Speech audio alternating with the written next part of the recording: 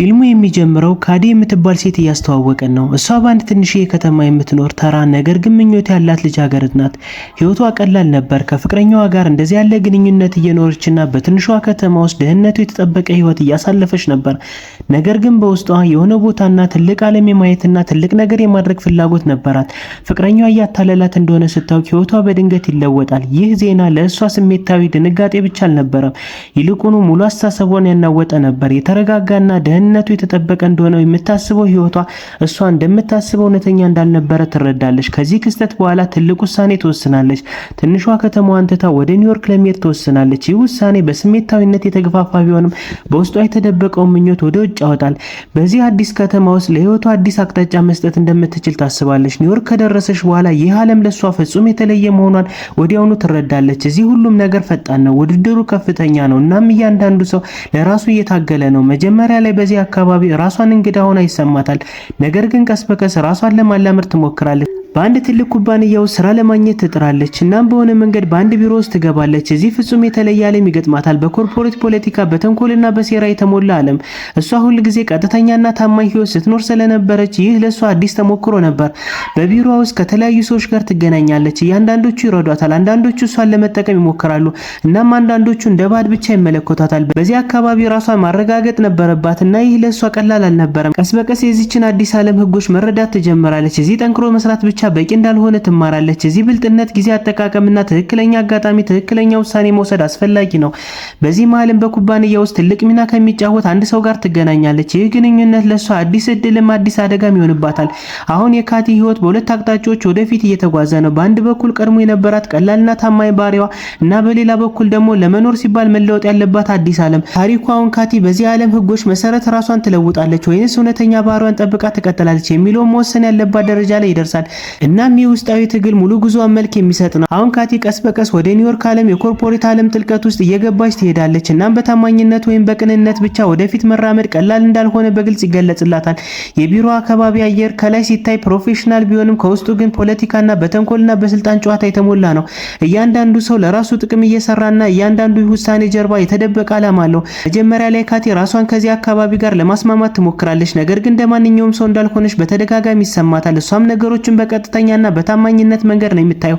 በዙሪያ ያሉ ሰዎች ግን እያንዳንዱ ሁኔታ ለራሳቸው ጥቅም ለማዋል ያጣጥሙታል። ይህ ልዩነት በተደጋጋሚ ችግር ውስጥ ይጥላታል። በዚህ መሃልም በኩባንያ ውስጥ አንድ ትልቅ እድል ታገኛለች፣ በፍጥነት ወደፊት ሊያራምዳት የሚችል እድል።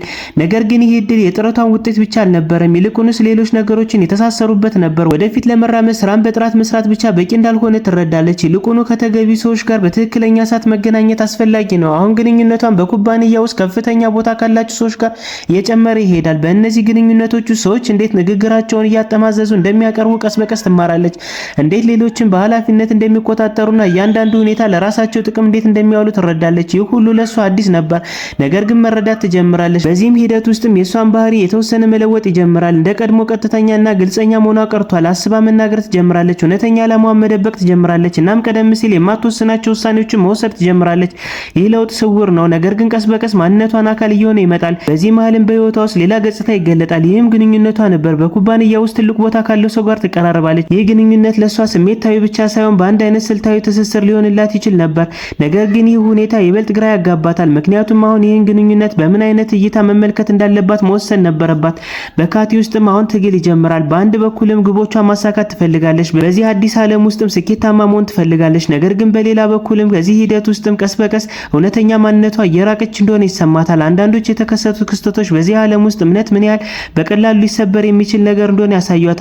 ሰዎች እርስ በርስ ይጠቀማሉ እና ጥቅማቸውም ሲያበቃ ግንኙነታቸው አብሮ ያበቃል። ይህ እውነት እስከ ውስጧ ድረስ ይናወጣል፣ ምክንያቱም እሷ እስካሁን ድረስ ግንኙነቶች በተለየ እይታ ታይ ነበር። አሁን ካቲ በአዲሱ ዓለም ውስጥ ራሷን እያላመደች ብቻ ሳይሆን ራሷን እየለወጠች እንደሆነ ግልጽ ይሆናል። ይህ ለውጥ አሁን ከፊት ትልቅ ጥያቄ ሆኖ ይቆማል። ይህ በእርግጥም እኔ የምፈልገው ህይወት ነው ወይስ ራሴ ያጣሁበት ያለሁበት ተራ ሩጫ? ታሪኩ አሁን ካቲ ስኬት ይበልጥ አስፈላጊ ነው ወይስ ራሷን ጠብቆ ማቆየት የሚለውን የምትወስንበት ደረጃ ላይ ይደርሳል። እናም ይህ ውሳኔ ሙሉ ጉዞዋን በአዲስ አቅጣጫ ይሰጠዋል። አሁን ታሪኩ ወደ መጨረሻውና ወደ ማጠቃለያ ወሳኝ ምዕራፍ ይሸጋገራል። እዚህ ላይ የካቲ ሙሉ ጉዞዋን ግልጽ ወደ ሆነው ውጤት ያመራል። ይህችን አዲስ ዓለም ህጎች ተምራለች፣ ራሷንም ከነሱ ጋር መቅረጽ ትጀምራለች። ነገር ግን አሁን በዚህ ሂደት ውስጥ ምን እንዳተረፈችና ምን እንዳጣች መረዳት ይጀምራል። በቢሮዋ ውስጥም ያለው የፖለቲካ ሴራ አሁን ጣራ ይነካል።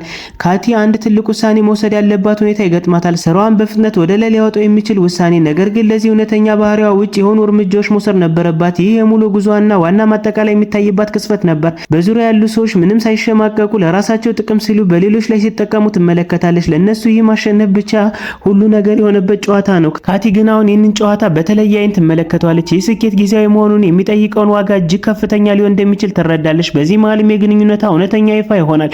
ቀርበው የነበረው ሰው ባህሪ አሁን ግልጽ እየሆነ ይመጣል። ያ ግንኙነት ካቲ እንዳሰበችው እውነተኛ አልነበረም። በሱ ውስጥም የተደበቀ የግል ጥቅም ፍላጎት ነበረባት። ይህ አሁን ፍንትው ብሎ ወጣ። ይህም እውነተኛ ለሷ ሌላ ድንጋጤ ነበር። ምክንያቱም ለመጀመሪያ ጊዜ የዚህችን ዓለም እውነተኛ እውነት ሙሉ በሙሉ ተረድታለች። እነዚህ ሁሉ ሁኔታዎች ተዳምረው በውስጧ ትልቅ ለውጥ ያመጣሉ። በወሰነቻቸው ውሳኔ ላይም በድጋሚ ማሰብ ትጀምራለች። በዚህ መንገድም ነው ወደፊት መቀጠል የምፈልገው ወይንስ ለራሴ የተለየ አቅጣጫ መምረጥ እችላለሁ? በመጨረሻ ሙሉ ጉዟን የሚተረጉምላት ውሳኔ ትወስናለች። ከመሰረታዊ መርሆች ጋር እንድትደራደር የሚያስገዳትን ያንን መንገድ ለመተው ትወስናለች። ይህ ውሳኔ ቀላል አልነበረም። ምክንያቱም በዚህ ውሳኔ ምክንያት አንዳንድ እድሎችና በፍጥነት እያደገ የመጣው ስኬቷ ጭምር መተው ነበረባት። ነገር ግን ከዚህ ውሳኔ ጋር አብሮ ታላቅ ውስጥም ሰላም ታገኛለች። ራሷን ማዳን እንደቻለች ይሰማታል። ራሷን እያጣችበት ከነበረው ከዛ ሩጫ ውስጥ ለመውጣት መወሰኗን ትልቅ እፎይታ ይሰጣታል።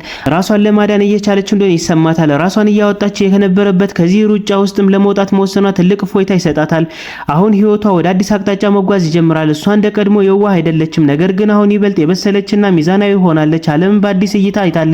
እናም አሁን ውሳኔዋን የምትወስደው በዚህ እውቀት ነው። ታሪኩ ማንነቱ ማብቂያ ላይ ካቲ በሆነ ትልቅ ነገር ላይ ሳይሆን ትልቅ እውቀት ላይ ቆማ ትታያለች። ስኬት ማለትም ወደ ላይ ጫፍ ላይ መውጣት ብቻ ሳይሆን እዛ ቦታ ላይ ለመድረስ ስንል ምን አይነት ነገሮች እንደምናጣ ጭምር መረዳት እንደሆነ ትገነዘባለች።